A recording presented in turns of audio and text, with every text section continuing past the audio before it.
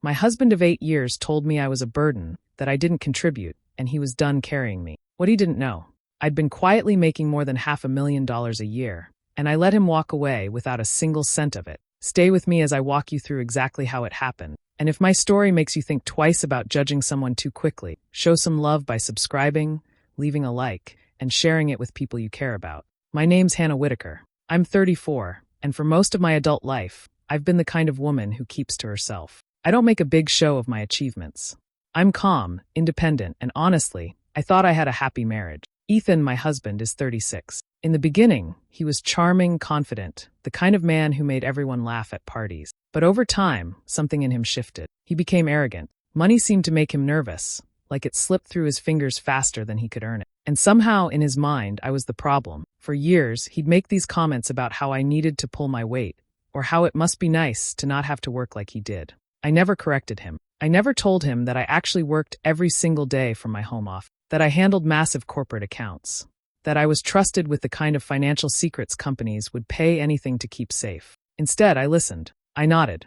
I let him believe whatever story he'd built in his head. But nothing prepared me for the night he walked into the kitchen, leaned against the counter, and with a straight face told me, "Hannah, I can't do this anymore. I'm tired of being married to dead weight." Those words, they hit like a punch to the chest. He didn't even flinch when he said them. He went on to explain how he needed a partner who was ambitious, someone who could stand beside him financially. And then he added, "Let's split without making it messy. No alimony, no fighting over things. Since you don't have an income, there's nothing to divide." I stood there, gripping the edge of the counter, my heart racing. I could have told him right then. I could have pulled up my bank account, shown him the deposits, the contracts, the proof that I earned more in a month than he did in a year. But I didn't. I looked at him and said, "If that's what you want, okay." He smiled like he'd just won something. But what he didn't realize was that the real game had just begun, and I was already holding all the cards. When I think back to the early years, it's almost hard to believe how different things were. Before all the cracks began to show, I worked in corporate finance. Long hours, endless meetings, and a constant stream of numbers flashing across my screen. I was good at it, but after a few years, I was exhausted. That's when an unexpected opportunity came along, a private recruitment for a remote consultancy role. The catch? Absolute confidentiality. I signed non-disclosure agreements so tight I couldn't talk about my work, my clients, or even my income. It was perfect for me. I could work from home, set my own schedule, and earn more than I ever had in my corporate job. The only downside was that no one, not even Ethan, could know exactly what I did or how much I made. In the beginning, Ethan loved it. He liked introducing himself as the provider. He took pride in paying the bills and covering expenses. I didn't mind. It gave me space to focus on building my career quietly. But over time, that pride turned into something sharper, something uglier. It started with little comments. "Must be nice to sit at home while I'm out working all day." Or, "You could at least help with the bigger bills sometime." I would remind him gently that I had my own work, but he never seemed to hear me. Then came the control. He insisted on managing our joint account, saying it would be simpler if he handled the money. He started making big purchases, a new TV, expensive tools for his hobby, even booking vacations, without asking me. When I questioned him, he'd act offended. "Well, I'm the one paying for everything. Don't I get a say?" The guilt trips were the worst. If I didn't offer to cover part of a trip or a dinner out, he'd sulk for days. If I did offer, he'd act like I was finally doing the bare minimum. I realized no matter what I did, it wouldn't be enough for him. That's when I started quietly separating my finances. I opened a personal account in my name only. Every time I got paid, the money went straight there. I made sure my investments and property were under my name alone. I told myself it was just to stay organized, but deep down, I think I knew I was preparing for something. Ethan didn't notice, or maybe he just assumed I had nothing worth noticing. But every little jab, every controlling move, made me more certain that I needed to protect myself. I didn't know exactly what was coming, but I could feel the storm building. And when it finally broke, I wanted to be ready.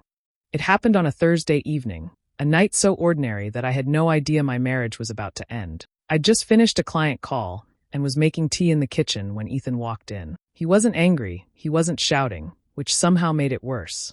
He had that look on his face, the one he used when he'd practiced something in his head before saying it out loud. He leaned against the counter and began what I can only describe as a rehearsed speech. "Hannah," he said, "I can't do this anymore. I'm tired of being married to dead weight.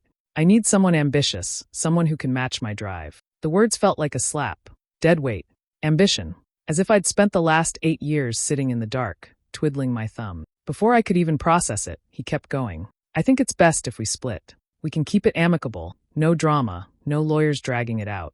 Obviously, there's no need for alimony since you don't have an income. That way, we both walk away clean. I stood there in silence, my hands tightening around the warm mug. He had no idea that the woman standing in front of him had closed a $200,000 deal just last month, that she owned 3 investment properties, that she could, in reality, buy him out of his own life if she wanted to. But I didn't tell him. Instead, I forced a small, almost sad smile. If that's what you want, Ethan, okay.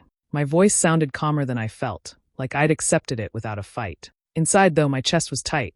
Part of me wanted to scream, to throw the truth in his face, to watch the smugness drain from his eyes. But another part, the smarter part, knew this was exactly what I'd been preparing for. If I revealed my income now, he'd suddenly remember every late-night pep talk he'd ever given me and twist it into support. He'd fight for a piece of everything I'd built. So I swallowed the urge. Let him believe the story he'd made up about me. Let him walk away thinking he'd cut loose a burden. Ethan seemed almost relieved by my quick agreement. He smiled, actually smiled, and said, "Good.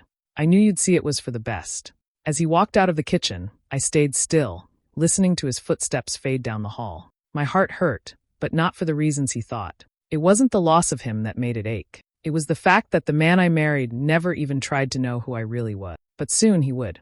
Just not in the way he expected. The truth about my life, the part Ethan never bothered to see, started long before his little deadweight speech. After leaving my corporate finance job, I stepped into a world most people don't even know exists. I was recruited by a discreet, high-end consultancy firm that handled corporate tax matters for some of the biggest names in the country. My role wasn't just about numbers. It was about strategy, secrecy, and trust. I worked entirely from home, but my days were filled with meetings over encrypted channels, analyzing confidential merger documents, and ensuring multimillion-dollar deals went through without a hitch. It wasn't the kind of job you could talk about over dinner. Every client's business was under layers of non-disclosure agreements, and one careless word could end my career. The income, it still made me pause sometimes. $550,000 a year, plus bonuses. I had to double-check my accounts the first time the payment hit, but I didn't live like someone with that kind of money. I kept things modest, practical, almost boring from the outside. Before Ethan and I got married, I'd already bought 2 small investment properties in my own name, smart, low-maintenance rentals that brought in extra income. Over the years, I quietly added a third, all without him knowing. It wasn't that I wanted to hide for the sake of hiding. It was that I could see early on how he handled money. Ethan had a controlling streak when it came to finance. If he knew about extra income, he'd spend it before I could even think about what to do with it. He had a habit of making big purchases without talking to me first, then brushing it off as something we both needed. I learned quickly that the only way to protect my future was to keep a part of it separate from me. So I kept my job a mystery. When people asked what I did, I'd give vague answers like, "I do consulting for companies." If Ethan pushed, I'd say, "It's boring finance stuff, you wouldn't care." He'd roll his eyes and change the subject. It worked. He lost interest in the details. I told myself that maybe one day, if we were still happy and he proved he could respect boundaries, I'd let him in on the truth. But the longer we were married, the more I realized that day would never come. It wasn't just about keeping my money safe. It was about keeping my independence. I didn't want to be in a position where my own husband could threaten my security. And now, as I thought back on all the years of quiet preparation, I realized that decision was about to pay off in ways I couldn't have imagined. The days after Ethan's little dead weight speech felt strangely quiet. He moved through the house with this air of satisfaction, like he'd just made the smartest decision of his life. He didn't yell, didn't sulk. Instead, he acted like we were 2 adults sensibly parting ways. But his smugness was impossible to miss. Word started spreading fast. Mutual friends began reaching out, some gently, some nosily, all of them assuming I was about to fall apart. Ethan wasn't exactly keeping things private. From what I heard, he'd been telling people, "She's going to have to figure out how to survive now. I've carried her long enough." The pity was almost laughable. Old friends offered to help me find something, meaning a job. A couple of Ethan's buddies even suggested networking opportunities, which, translated, meant minimum wage work. No one thought to ask what I actually did for a living. They'd just swallowed Ethan's version of the story whole. I didn't correct them. I didn't correct anyone. Instead, I called the best divorce attorney I could find, someone sharp, discreet, and worth every dollar of her retainer. When I explained my situation, including my real income and assets, she immediately understood why I'd kept everything so quiet. "Our goal," she told me, "is to make sure he leaves with exactly what he brought into this marriage, nothing more." Ethan, on the other hand, seemed to think this was going to be the easiest divorce in history. He suggested we just sign some papers, without lawyers, to save money. I smiled politely and told him I'd prefer to have things handled professionally. He agreed, still confident he'd be walking away unchallenged. The process moved quickly. I kept everything cordial, answered questions when necessary, never gave him a reason to dig deeper. The beauty of it was that because he truly believed I had nothing, he didn't even try to demand alimony or a share of any non-existent assets. He just wanted out, and I was more than happy to hand him his freedom. In court, everything was as civil as a handshake. Our attorney meetings were short, polite, and almost boring. Ethan signed off on the settlement without a single objection, grinning like he'd just gotten the better end of the deal. The official paperwork reflected exactly what I wanted. No alimony, no division of property, no claims on anything in my name. The day the divorce was finalized, Ethan sent a brief text. "Good luck out there, Hannah." I stared at it for a moment, then set my phone down without replying. He thought he'd left me with nothing, but in reality, he'd just given me exactly what I wanted: my freedom, my privacy, and every last dollar of the life I'd built without him. The morning after the divorce papers were signed, I woke up with a strange mix of relief and anticipation. It was the first day in 8 years that I didn't have to consider Ethan's opinion before making a decision. No subtle digs about my ambition. No sideways comments about how I should be spending my money. I was free in every possible sense. At first, I didn't make any drastic changes. I kept my same modest wardrobe, drove my same reliable sedan, and worked quietly from my home office. But over the next few months, I started making moves that reflected the life I'd been holding back from. The first step was buying a new house, not some sprawling mansion, but a beautiful modern home in a gated community. It had floor-to-ceiling windows, a chef's kitchen, and a home office with enough space to spread out my work without balancing my laptop on the dining table. The neighbors were friendly, the security was top-notch, and best of all, it was entirely mine. Next came the car. I traded in my old sedan for a sleek luxury SUV, comfortable, understated, but impossible not to notice if you paid attention. I didn't plaster my life all over social media, but I didn't hide it either. Friends started seeing little glimpses when they visited or spotted me around town. Then came the trips. My work often required in-person meetings, so I started traveling more. New York for a week to finalize a client's merger, Los Angeles for a tax strategy session, Chicago for a conference. I stayed in high-end hotels, dined in places I'd once only read about, and came home with stories that were just vague enough to keep people guessing. And they did guess. It started with subtle questions. "So, what have you been up to lately?" Or, "That's a nice car. Did you win the lottery?" I'd smile and say something like, "Just keeping busy," or "Work's been good." I never offered details. The less I explained, the more curious people became. Even mutual friends, the ones who'd once pitied me, began to look puzzled. They'd heard Ethan's version of the divorce, the one where I supposedly had no job, no money, and no prospects. Now they were seeing a woman who clearly wasn't struggling. It didn't take long for whispers to start. Some thought I'd remarried rich. Others assumed I'd landed a big inheritance. The truth was far less dramatic, and far more satisfying. Every piece of my new life was built from the work I'd been doing all along, the work Ethan never cared enough to ask about. I didn't correct the rumors. I didn't need to. The quiet uncertainty in their eyes was its own kind of reward. Let them wonder. I had no intention of clearing up the mystery. It happened on a Friday night, months after the divorce. I was at one of the city's most exclusive restaurants, seated at a corner table with 2 of my clients. We were celebrating the closing of a major deal, and the air buzzed with laughter, clinking glasses, and quiet confidence.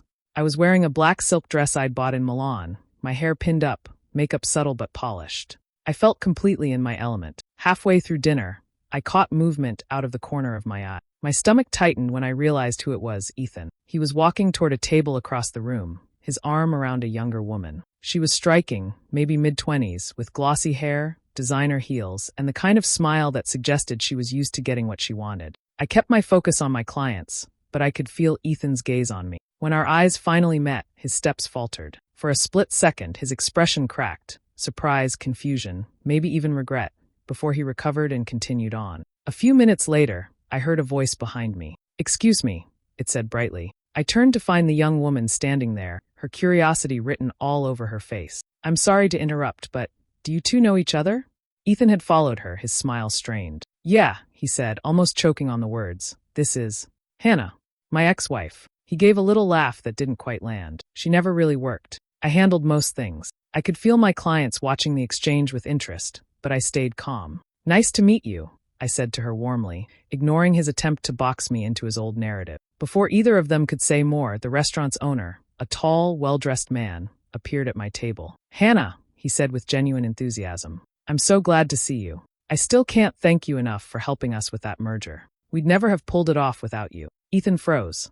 Kayla's eyes widened, flicking between me and him. Wait, you're that Hannah Whitaker? The consultant, she asked, her voice tinged with disbelief. I smiled modestly. I am. The owner gave my shoulder a friendly squeeze before heading back toward the kitchen, leaving an awkward silence in his wake. I glanced at my clients, then back at Ethan and Kayla. I should get back to my meeting, I said smoothly. As I turned away, I caught the look on Ethan's face, a mix of realization and something that looked uncomfortably close to shame. Kayla didn't say another word, but her expression told me she was already reassessing the man beside her. I sat back down, took a sip of my wine, and rejoined the conversation at my table, feeling an almost electric satisfaction. I hadn't planned for this moment, but it was perfect all the same. The moment felt almost surreal. I was halfway through explaining a strategy point to one of my clients when a familiar, booming voice cut through the soft murmur of the restaurant. Hannah Whitaker. I turned to see Marcus, the owner of the restaurant, striding toward our table with a wide grin. He was impeccably dressed, as always, his silver hair gleaming under the soft lighting. I stood to greet him, and he clasped my hands warmly. You, he said, shaking his head with an expression of genuine gratitude, are the reason my company just closed that multimillion-dollar merger. I've been meaning to call you, but I couldn't pass up the chance to thank you in person. The table went quiet. My client smiled knowingly, used to moments like these. But out of the corner of my eye, I saw Ethan, frozen, eyes locked on me, his jaw tight. Kayla stood beside him, confusion written across her face. Marcus continued. Your insight saved US months of trouble. Honestly, Hannah, you're the best in the business.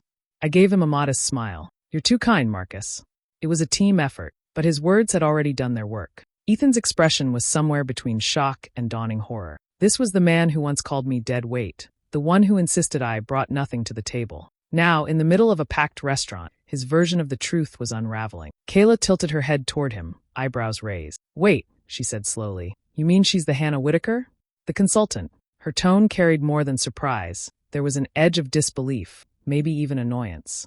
She was clearly doing the math in her head, and the numbers weren't flattering for Ethan. Didn't answer. His lips parted as if he wanted to speak, but nothing came out. I could almost hear the gears turning, the realization that not only had he been wrong, but he had willingly walked away from a woman who was far from dependent on. I glanced at Kayla and gave her the same polite smile I'd offered Marcus. I should get back to my meeting, I said, my voice calm and even. Marcus gave me a friendly pat on the shoulder before heading back toward the bar. My clients were already leaning in, eager to resume our discussion, but I couldn't help catching one last look at Ethan and Kayla. He stood there motionless, his face pale. Kayla's gaze had shifted from me to him, sharp and assessing, as if she was rethinking every choice that had brought her to that table with. I sat down, smoothed my dress, and picked up my wine glass. Without another glance in their direction, I rejoined the conversation, the corners of my mouth curling into the faintest smile. Some truths don't need to be shouted. Sometimes, letting them unfold in silence is the sweetest revenge of all. It didn't take long for the story to spread. By the end of the week, half the people in our old social circle had heard about the scene at the restaurant. Someone who'd been dining that night told someone else, and soon it was all over the group chats. The version they heard was even better than the real thing. Apparently, in the retelling, Marcus had practically announced my accomplishments over a microphone, and Ethan had sat there with his mouth hanging open for a full minute. Friends who had once pitied me, who'd nodded sympathetically when Ethan painted me as lazy and unambitious, started reaching out. Some to apologize, others just to awkwardly reestablish contact. I kept my replies polite but distant. I had no interest in rebuilding friendships that had been so quick to believe the worst about me. The effect on Ethan was immediate. People stopped inviting him to group events. He wasn't just the guy who got divorced anymore. He was the guy who ditched the woman making more than $500,000 a year. The men saw him as insecure and foolish. The women, I suspected, saw him as someone who couldn't handle a strong, successful partner. As for Kayla, well, her demeanor had changed the night of the restaurant incident. The way she'd looked at him, like she was suddenly calculating the ROI on their relationship, told me everything. A few weeks later, word got back to me that they'd split. Supposedly, she told a friend she wasn't interested in a man who embarrassed himself in public. I can't say I was surprised. Kayla struck me as someone who liked shiny things, and Ethan's shine had worn off fast. Then came the messages. Ethan, who had once so confidently dismissed me, started reaching out. At first, it was casual, "Hope you're doing well," and "saw this and thought of you." When I didn't respond, the tone shifted. One afternoon, I opened my phone to find a long paragraph from him. He wrote about how he'd always believed in me, how he knew I was capable of great things, and how he regretted how things had ended. He even slipped in a line about how maybe we could talk sometime, just to clear the air. I stared at the message for a moment, a small part of me marveling at his nerve. But I didn't reply. There was nothing to say. Ethan had made his choice when he walked away without bothering to understand me, and I had made mine when I let him go without a fight. Now, watching the ripples of that night spread through his life, I felt no need to gloat. I simply set my phone down, returned to my work, and let the silence speak for me. Some doors, once closed, stay closed forever. The email came through just after sunrise. I was sitting in my home office, coffee in hand, reviewing a set of financial models when I saw the subject line, "Contract approved, final signatures attached." It was the deal I'd been working on for months.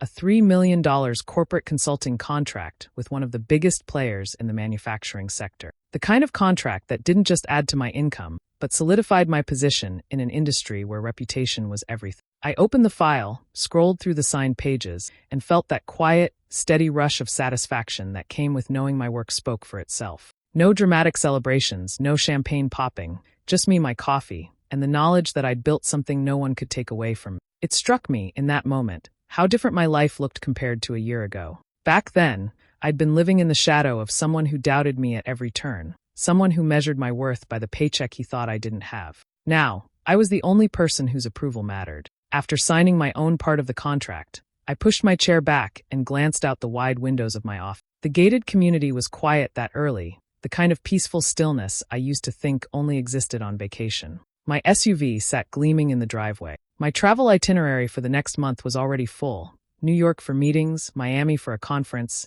and a quick stop in London to finalize another deal. My phone buzzed on the desk. A glance at the screen showed Ethan's name, another unread message sitting beneath it. I didn't open it. I hadn't opened the last 10. It wasn't anger that kept me from replying anymore, just a complete lack of interest. I didn't need him to understand me, to apologize, or to regret what he'd done. His opinion had no weight in my life now. That was the real victory. I thought back to the night in the restaurant, to the look on his face when the truth about my work came out. I remembered the way Kayla's expression shifted, the way the air between them seemed to change. That single moment had set the ripple in motion. But this quiet morning with a $3 million deal in hand, was the true payoff. My revenge had never been about ruining him. It had been about building a life so solid, so unshakable, that he would never be able to touch it, or me again. I closed my laptop, took another sip of coffee, and let myself smile. Ethan wanted someone more ambitious. I hope he finds her. Meanwhile, I'll be busy running my empire. What's your take on Ethan's choice to walk away? Was it the right call? Or should he have stayed and fought for the marriage? Share your thoughts in the comments. I'm curious to hear your side. And if you like hearing real-life stories like this, make sure to subscribe and hit the notification bell so you're always in the loop.